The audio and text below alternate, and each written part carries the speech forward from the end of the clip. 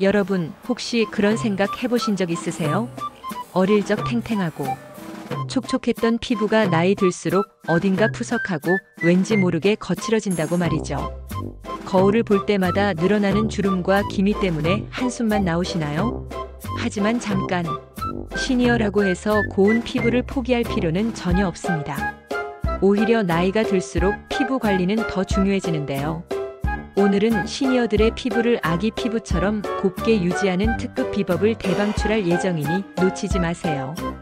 자, 먼저 우리가 왜 나이가 들면 피부가 예전 같지 않은지 그 이유부터 알아볼까요?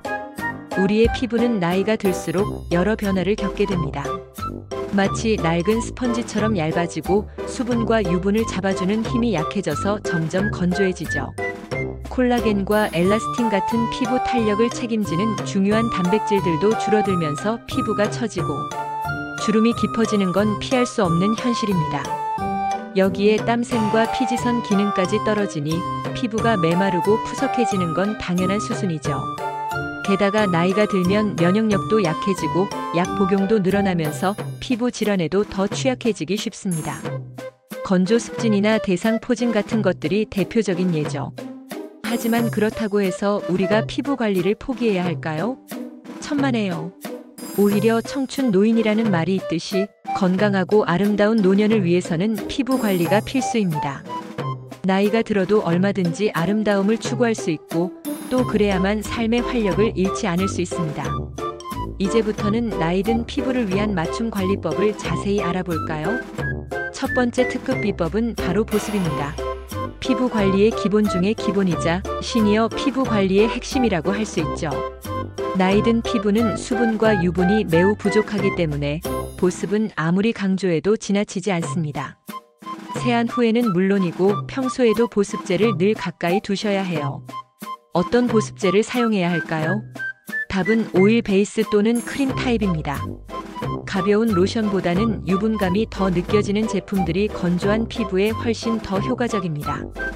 세라마이드가 함유된 보습제는 피부 장벽을 강화해주고 손상된 지질을 빠르게 채워주어 피부를 더욱 건강하게 만들어줍니다. 마치 벽돌 사이를 시멘트로 꼼꼼히 채워넣는 것과 비슷하다고 생각하시면 돼요. 그리고 중요한 팁, 목욕이나 샤워 후에는 3분 이내에 보습제를 발라주는 것이 좋습니다. 물기가 완전히 마르기 전에 보습제를 발라야 피부 속 수분이 증발하는 것을 막을 수 있거든요. 마치 촉촉한 스펀지에 물을 더 머금게 하는 것과 같다고 할까요? 필요하다면 수시로 보습, 스프레이를 뿌려주는 것도 아주 좋은 습관입니다.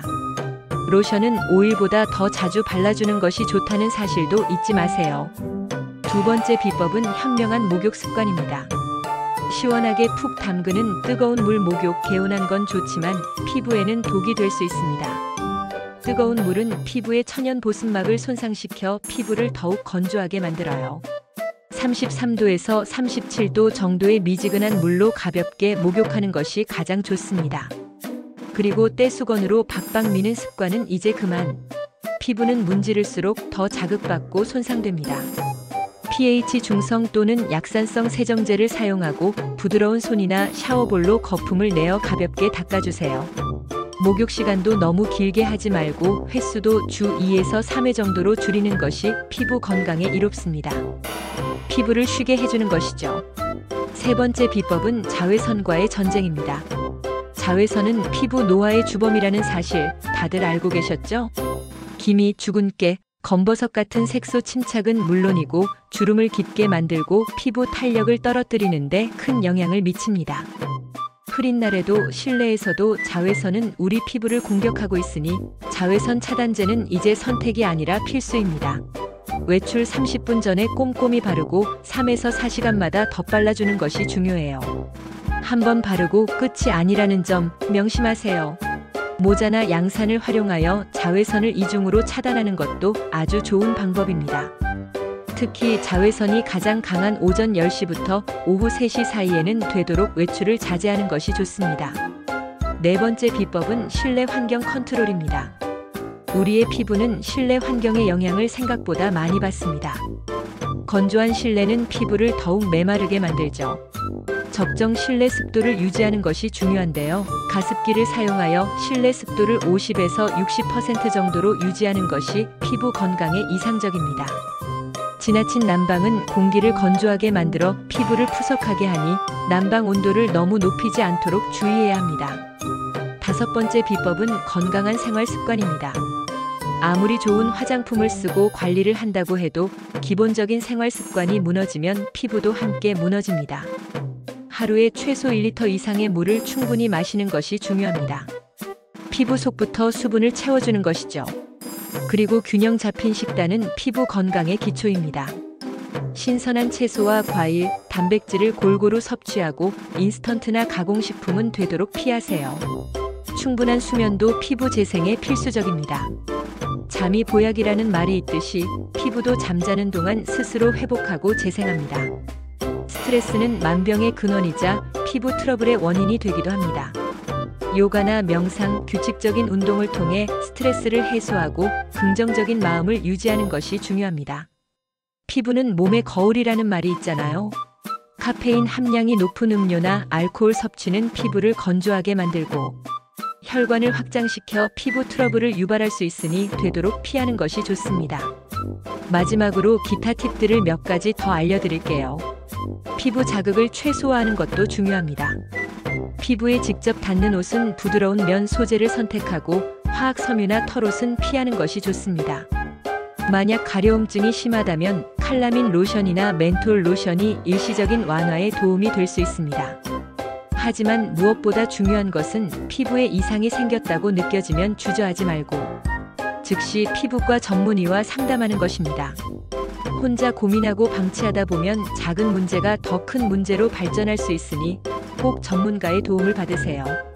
나이가 들수록 피부 타입도 변하기 마련입니다. 건조해지는 경향이 강해지므로 클렌저 역시 건성. 피부에 적합한 보습 성분이 풍부한 제품을 사용하는 것이 좋습니다. 그리고 요즘에는 장 건강과 피부 건강의 연관성에 대한 연구도 활발합니다. 건강한 장내 미생물 환경이 피부 건강에도 긍정적인 영향을 미칠 수 있다는 점 기억해 두시면 좋겠죠? 화장품을 선택할 때는 성분표를 꼼꼼히 확인하고 모공을 막을 수 있는 성분은 피하는 지혜도 필요합니다. 마지막으로 의외의 만능템. 바세린은 노년기 피부 건조증, 상처 보호, 심지어 욕창 예방에도 다양하게 활용될 수 있는 아주 유용한 아이템이니 집에 하나쯤 구비해 두시는 것도 좋은 생각입니다. 어떠세요? 시니어들의 고운 피부 유지법 생각보다 어렵지 않죠? 오늘 제가 알려드린 비법들을 꾸준히 실천하신다면 여러분의 피부는 분명히 다시 건강하고 아름다운 빛을 되찾을 수 있을 거예요.